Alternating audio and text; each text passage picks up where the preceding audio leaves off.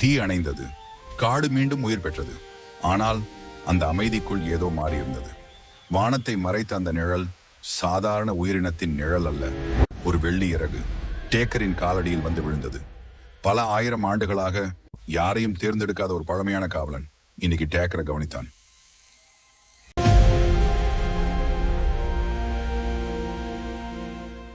அந்த இறகு ஒரு அழைப்பு போல முன்னே நகர்ந்தது. மேகங்களை தாண்டி உயர்ந்த அந்த மலையை டேக்கர் இதுவரை பார்த்ததே இல்லை. பின்வாங்காமல் தனது சக்தியை நம்பி அவன் முன்னேறினான். மேகங்களுக்கு அப்பால் காலம் மறந்த ஒரு வான ஆலயம் அவனை காத்திருந்தது.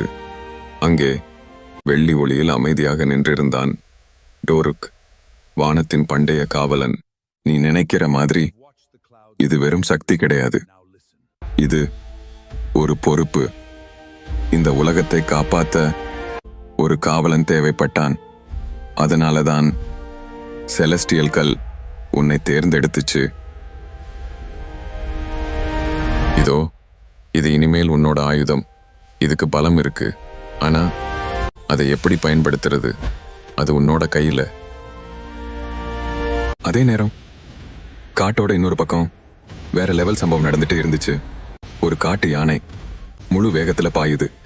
ஆனா எதிரில் நின்னது சாதாரண சிங்கம் இல்ல.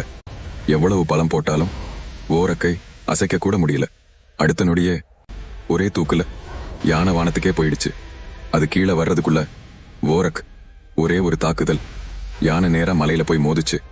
அதோட முடிஞ்சிடல. ஓரக் தன்னோட அடுத்த சக்தியையும் காட்ட ஆரம்பிச்சான். கோல்டன் ஃபயர், ஒரே நெருப்பு. யானைக்கு திரும்பி பார்க்க கூட தைரியம் இல்லை.